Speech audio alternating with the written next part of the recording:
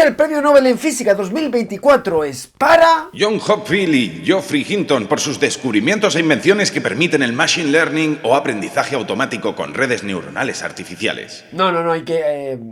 creo que no siguió bien, he dicho premio Nobel en Física, ¿va? Ven, repetimos. Y el premio Nobel en Física 2024 es para... Para John Hopfield y Geoffrey Hinton, pesado, por cosas de la IA, sí. Pero tampoco nos pongamos así, pero parece que es correcto. Este año el premio Nobel en Física es uno de los más polémicos de los últimos años, con la comunidad científica completamente dividida.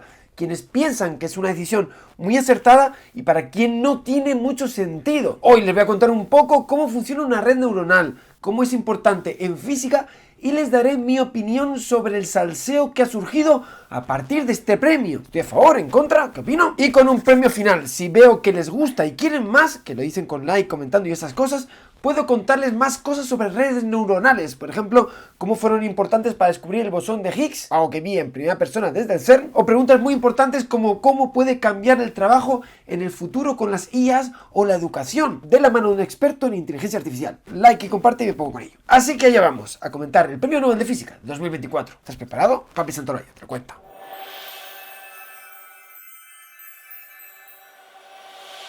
La inteligencia artificial lo ha revolucionado todo, está absolutamente por todas partes y con ella ya se hacen poemas, canciones, imágenes, vídeos, todo espectacular. Es tan ubicuo que tú la usas incluso sin saber que la estás usando. Por ejemplo, con aplicaciones del móvil. Sin duda es y será una de las grandes revoluciones de la historia de la humanidad, algo que sin duda merece ser reconocido. Por otro lado, también es cierto que uno oye inteligencia artificial y tiene que hacer verdaderas piruetas mentales para asociarlo con la física. No es como la climatología, la física de materiales o la astrofísica. El vínculo con la física no es tan directo ni tan evidente. Y creo que no soy el único que tiene este problema. Es verdad que año tras año siempre este anuncio levanta algún comentario, suspicacia y demás. Pero yo no recuerdo algo como lo que ha ocurrido este año. Prácticamente toda la comunidad de física contrariada con el anuncio. Obviamente, en oposición aparecen otras voces también autorizadas que sí lo ven apropiado y lógico. Entonces, ¿en qué quedamos? ¿Qué es lo correcto? Bueno, pues antes de lanzarnos a la piscina merece la pena analizar bien la situación. Datos. Necesitamos datos concretos y entender qué hay detrás de esos datos. Pues muy bien, partimos del dato inicial, el anuncio del Premio Nobel de Física 2024, que dice literalmente el comunicado oficial que es por descubrimientos en Machine Learning con redes neuronales artificiales. Y tranquilos, porque aunque esto parece insuficiente, tenemos más datos. El Comité Nobel, como cada año, saca un comunicado explicando la decisión, donde expone el trabajo científico por el que se otorga el premio y su impacto en la sociedad. Y básicamente este año se apoyan en 3 puntos importantes. Por un lado, en el desarrollo de las redes neuronales se han utilizado modelos conocidos en física. Por otro lado, las redes neuronales se han usado masivamente para resolver problemas muy importantes en física. Y finalmente el tercer motivo, que es más evidente que los otros dos. Las redes neuronales han revolucionado muchos campos actuales, desde las comunicaciones, el entretenimiento hasta la medicina. Vamos, que están en todas partes. Así que vamos a desglosar estos 3 puntos para responder finalmente, tras ello, a la gran pregunta. ¿Es un premio merecido? ¿Tiene sentido lo que se ha hecho? Empecemos por el primero. ¿Cómo se usó la física como modelo para las redes neuronales? Y para entender este primer punto hay que hacer un pequeño viaje al pasado. Años 40 del siglo XX. Con la llegada de la computación parecía que no había límites a los problemas que el ser humano podía resolver. Máquinas capaces de hacer millones de cálculos por segundo dejaban al ser humano como una hormiga, una nada, una miseria, una mierda. Algo que tras décadas de mejoras culminaría en un evento simbólico. El mayor ajedrecista del momento, Garry Kasparov, humillado por una máquina, Deep Blue, en 1996. Y de forma definitiva, la máquina destrona al ser humano en su terreno, lo que lo hacía especial, pensando, creando, calculando. Pero rápidamente fue obvio que había sido un juicio precipitado. Sí, es cierto que incluso en aquellos años la máquina ya tenía capacidad de computación muy lejos de lo que el ser humano podría siquiera imaginar, con lo que podía hacer cálculos con una velocidad pasmosa, vertiginosa, absolutamente inalcanzable. Pero a la vez empezó a ser obvio que había muchas operaciones que el ser humano hace día a día y que no prestamos atención en ellas por ser rutinarias y obvias, y que sin embargo la máquina, con una capacidad de cómputo infinitamente superior, era imposible que resolviera. Hablamos de cosas tan obvias como reconocer una cara, entender un chiste o agarrar un huevo sin que se rompa. Son acciones para nosotros absolutamente rutinarias, triviales. Es que son tan triviales, es que ni reparamos en ellas. Pero a la vez, cuando uno intenta enseñar qué pasos ha seguido a una máquina para hacer algo así, no encuentra manera, se fracasa. Y esto es debido a la forma tan diferente en que ambas trabajan. Una máquina calcula, el ser humano piensa. Las máquinas funcionan con instrucciones precisas, hacen cálculos, comparan números y siguen un flujo fijado de decisiones. ¿Qué hacer si se obtiene esto o aquello? Es un código rígido, estructurado, prefijado. Es una receta que compara y decide qué hacer en cada momento, lo que le permite procesar y tomar decisiones muy rápido, haciendo millones de cálculos en un instante. Pero esos cálculos que la máquina podía hacer a velocidad pasmosa y servían para millones de cosas, por otro lado no resolvían otro tipo de problemas. Es decir, calcular y resolver problemas numéricos, pues en ello la máquina daba un 10, era maravillosa. Pero para cuestiones más mundanas, la máquina más potente del mundo rendía peor que un niño de 4 años, literal. ¿Qué hacer? Te preguntarás. Pues bueno, aquí los científicos hicieron lo de siempre. Si para volar nos inspiramos en las aves, para nadar en los delfines, para pensar podríamos inspirarnos en la máquina que mejor piensa, el cerebro humano. Nuestro cerebro, hoy sabemos, es una masa muy compleja formada por miles de millones de células que llamamos neuronas, conectadas entre sí de una manera muy intrincada y compleja. Hablamos de miles de millones de conexiones. Y al contrario que una computadora normal, el cerebro no funciona como un manual. No es un conjunto de recetas fijas, un diagrama de flujo de operaciones. El cerebro es flexible, dinámico, aprende de la experiencia, toma decisiones basadas en muchos parámetros a la vez, encontrando siempre soluciones creativas. Nace como una especie de tabula rasa y va poco a poco creciendo con el aprendizaje. Es decir, de nuevo, una máquina nos gana en fuerza bruta, muy fácil, pero el cerebro humano destaca por ser flexible, dinámico, y a resultas se vuelve creativo e intuitivo. Entonces la cuestión fue simple. ¿Por qué no imitar el cerebro? Pues para ello lo mejor es proceder como hiciera el padre de la computación y de la inteligencia artificial, Alan Turing. Él observó cómo funciona su cerebro para poder replicarlo, el metaaprendizaje. ¿Y cómo funciona nuestro cerebro? Pues veamos más o menos cómo aprende un niño. Un niño no aprende por reglas prefijadas. Cuando eres bebé no tienes ahí un diagrama de flujo en la cabeza, no, se aprende por experiencia. Esas reglas en realidad aparecen a partir del contacto con el mundo, experimentando. Nuestra madre nos da un vaso, lo observamos, lo registramos y nos dice vaso.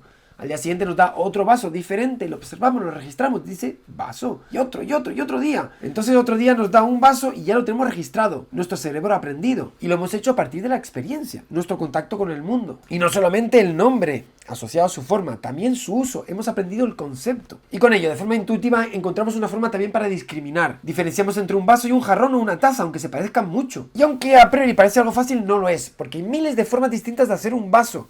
Y algunas son verdaderamente muy similares a una jarra o un tazón, tanto que nos pueden llegar a engañar. Es más, es tan variado que es difícil crear un conjunto de reglas universales básicas que funcionen siempre para diferenciar un vaso de una jarra. ¿Qué hace que un vaso sea un vaso? Esto es una pregunta tan profunda que llega a ser incluso hasta filosófica. Entre todos los vasos del mundo y el universo hay algo que todos tienen en común. Tan importante es este concepto que ya viene de atrás de Platón. Es lo que llamaba la idea, la forma del vaso. De vienen los universales. Esto es lo que registramos y comparamos cuando llega a otro y decimos esto es un vaso. Pues esta operación que a priori parece tan básica y que realmente no lo es, la aprende un niño a partir de la experiencia, sin ningún tipo de explicación, solamente experimentando el mundo. Entonces la pregunta es básica, ¿por qué no crear máquinas que aprendan así por su contacto con el mundo? Pues no es de extrañar que hace 100 años ya se tuviera esta idea. 1943, Warren McCulloch, neurocientífico, y Walter Pittis, un lógico, proponen un modelo de cómo las neuronas cooperan en el cerebro. Pues en ese modelo tenemos nodos.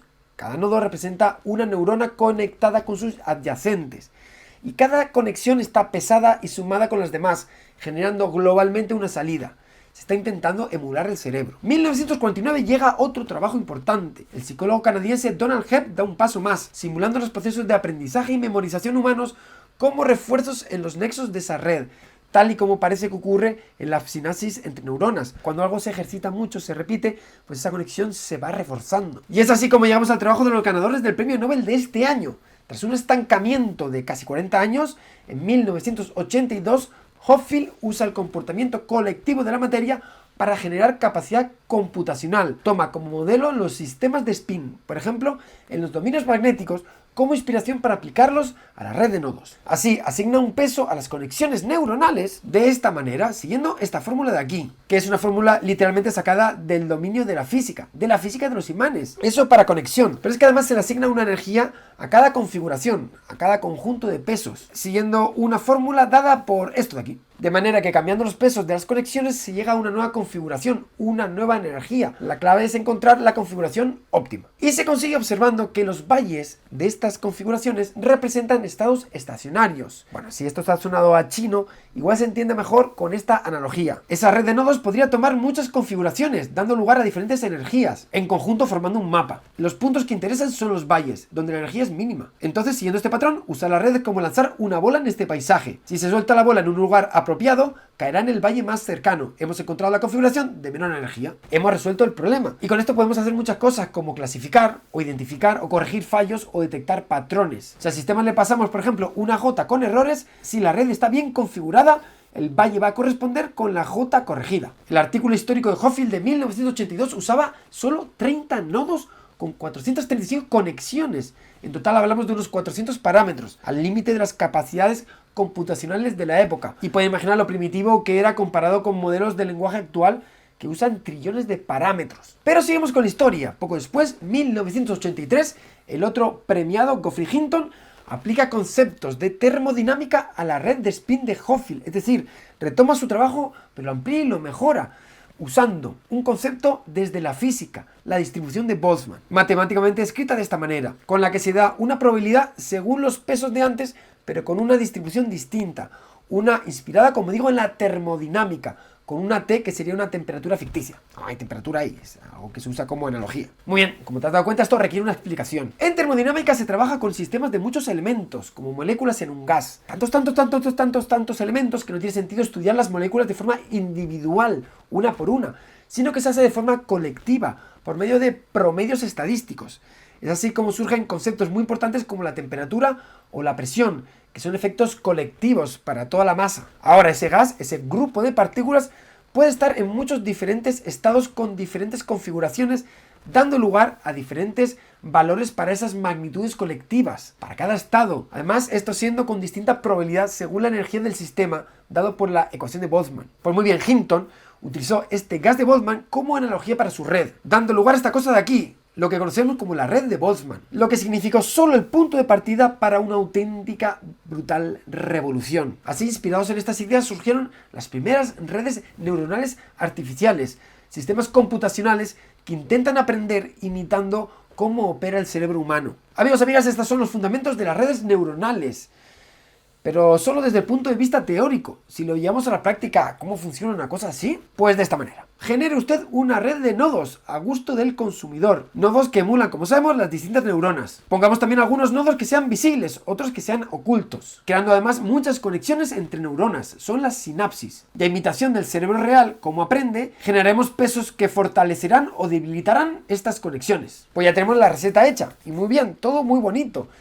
pero sigue siendo muy abstracto. ¿Cómo funciona en la práctica todo esto? Vamos con ello. Ya vimos que el ser humano aprende por experiencia, por repetición. Vimos el ejemplo de la madre y el vaso, ¿lo recuerdan? Pues la propuesta es hacer básicamente lo mismo. Le vamos a dar 1000 vasos a esta red, diciéndole que son vasos, y también le vamos a dar parámetros que tiene que estudiar como guía, por ejemplo, parámetros asociados a su forma. También le daremos 1000 cosas que no son vasos y le diremos que no son vasos. Estamos enseñando a la red. Es lo que se conoce como la fase de entrenamiento. Durante esta fase la red se autoconfigurará, calculará sus pesos para acertar en la discriminación. Ahora que ya la red está entrenada, está lista para funcionar. Ahora, cuando llegue un objeto usando esta red y esta configuración de pesos, será capaz de discriminar y decir si es o no lo es. Hoy hablamos de miles o millones de parámetros y modelos mucho más complejos de lo que he contado, capaces de hacer tantas tareas como te puedes imaginar y mucho más complejas que una simple clasificación. Pero el fundamento, la base de todo lo que está generando está ahí, en esta idea. Está la base de las redes neuronales actuales. Y como digo, esto no es algo nuevo. Yo cuando estudiaba ingeniería, allá por el año 2000, ya trabajaba con redes neuronales. Y recuerdo hacer proyectos, por ejemplo, para detectar melanomas usando la forma de un lunar o una marca que tenemos en la piel. Usando precisamente este tipo de estructuras, este tipo de procedimientos. Lo curioso de todo esto es que uno trabaja con estas redes sin saber realmente qué ocurre dentro de ellas. Al contrario de las máquinas de cálculo por fuerza bruta, no se le están dando instrucciones precisas de cómo tiene que operar. Solo se busca maximizar una respuesta final. Pero por medio uno no sabe qué está ocurriendo, cómo está procediendo en las intríngules, en las tripas de la máquina. Por eso algoritmos como el de YouTube muchas veces son ciegos incluso para sus creadores. No saben cómo funcionan internamente.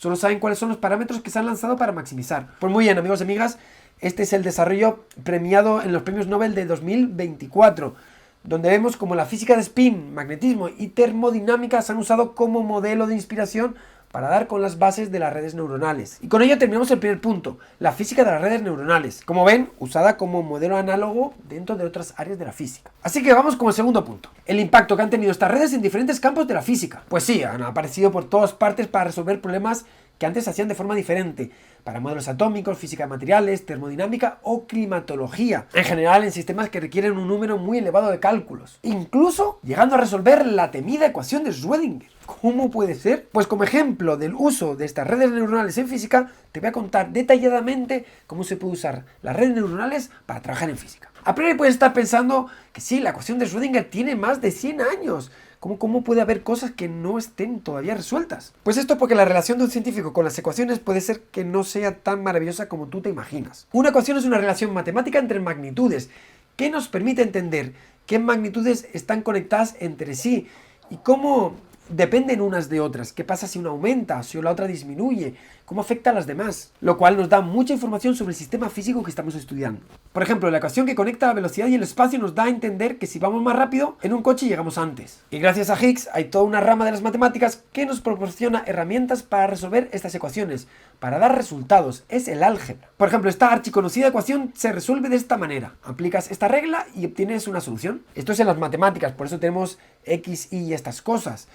Pero en física sería lo mismo cambiando las X e Y por velocidades, impulso, magnitudes físicas. Pues bien, estas dos ecuaciones que he mostrado forman parte de una familia muy peculiar de ecuaciones que se llaman polinomios y son una rareza dentro de la física matemática, porque realmente no suelen ser muy comunes. Esto es como el modo práctica versus el modo multijugador. Pues, una cosa sencillita que realmente nada tiene que ver con la práctica en la vida real. Es decir, las ecuaciones que usamos en física suelen ser muy complejas, con senos, cosenos, tangentes, derivadas integrales, todavía peor, ecuaciones entrelazadas que tienen relación unas con otras, ecuaciones interdependientes. Y esto ocurre siempre, casi siempre, porque básicamente en un sistema físico hay muchos elementos que están interconectados. Cuantos más elementos hay en ese sistema, pues crece exponencialmente la dificultad y la complejidad de estas ecuaciones. Si quieren ver básicamente esto en juego, no tienen más que poner mi vídeo sobre el problema de los tres cuerpos. Ahí entenderán cómo se complica la cosa según vamos aumentando el número de elementos. De manera que igual esta ecuación así no te asuste. Es la ecuación quizás para resolver cómo funciona un electrón, pero aplica esto a 20 electrones que giran alrededor de un núcleo. Aquí la cosa ya no es tan sencilla. Es tan compleja que básicamente no hay una solución matemática exacta. No hay solución a boli y papel. No hay una forma analítica que resuelva esta ecuación. ¿Qué solución tenemos entonces? Son los métodos numéricos. Es decir, todo un conjunto de técnicas, que es un campo de las matemáticas enteros dedicado a esto, y yo tuve una asignatura de 6 meses en ingeniería solo para esto, que son capaces numéricamente, haciendo pruebatinas y haciendo cálculos iterativos, conseguir resolver cualquier ecuación por aproximaciones sucesivas. Y de esto hay miles de estrategias. De hecho, hay legiones de matemáticos e ingenieros buscando estas estrategias para resolver ecuaciones de manera cada vez más eficiente. Lo que se busca no solamente es conseguir resultados más afín, sino también con menor trabajo computacional. Pues a esta familia de técnicas para resolver esta ecuación para átomos y moléculas complejas se le ha unido una más.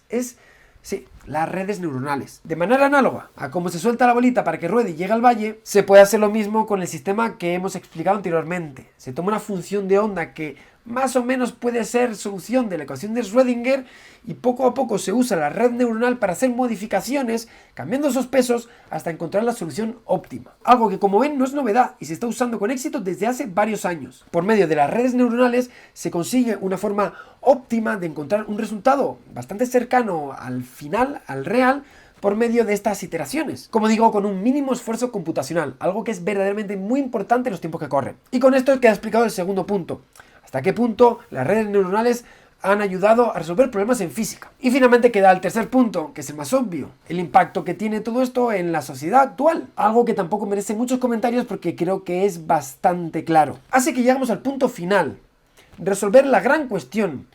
¿Es merecido o no es merecido este premio? Pues vamos, finalmente con mi opinión. Vayamos uno a uno por estos tres aspectos que hemos analizado. Del impacto de la IA en la sociedad no hay dudas, como tampoco el impacto que han tenido otros desarrollos como el smartphone y que tampoco han merecido el Nobel. Del segundo punto, el impacto de la IA en ciencia, tampoco hay dudas.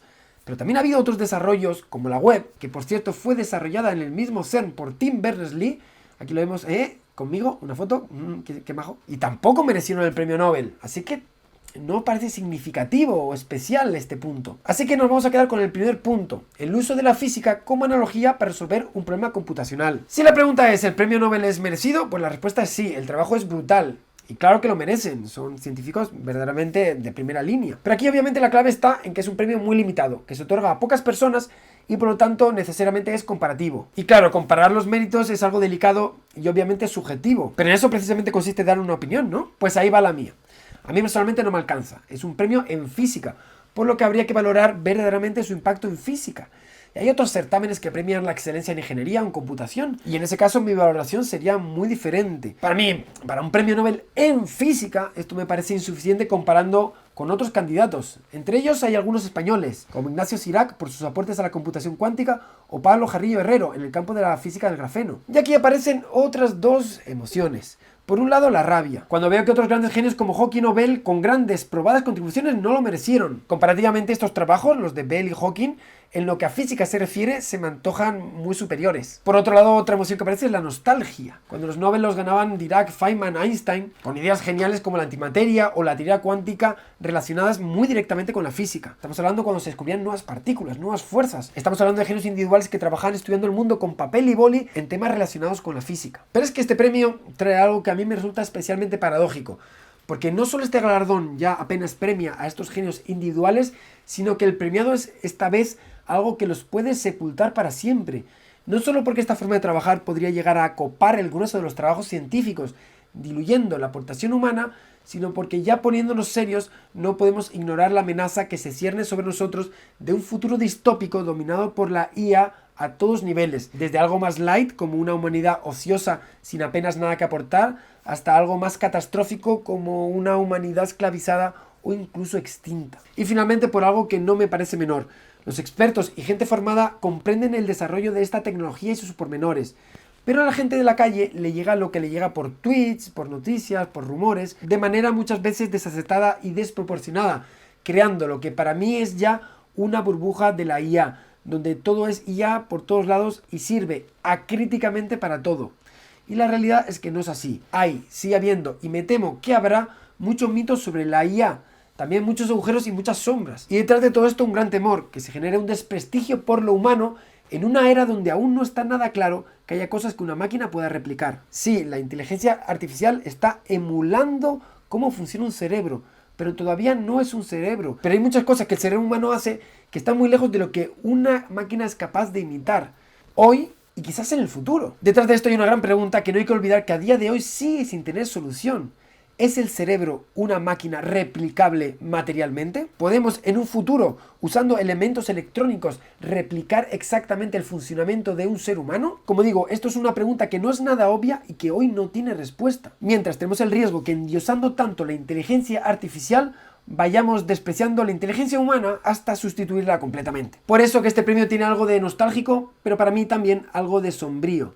A mí, honestamente, este anuncio me ha generado tristeza. ¿Y tú qué opinas? ¿A ti qué te parece? Coméntame aquí abajo tu opinión al respecto, me interesa muchísimo. Me despido sin más, recordándote que puedo hacer muchos más vídeos sobre esta temática, analizando cuestiones de futuro como el empleo o la enseñanza relacionados con la inteligencia artificial con la ayuda de expertos, y que estudies mucho el coco, que quizás seas tú el próximo Stephen Hawking o la próxima Marie Curie. Nos vemos como siempre en el próximo vídeo, piratilla. Pam, pam, pam, pam. Hasta la próxima.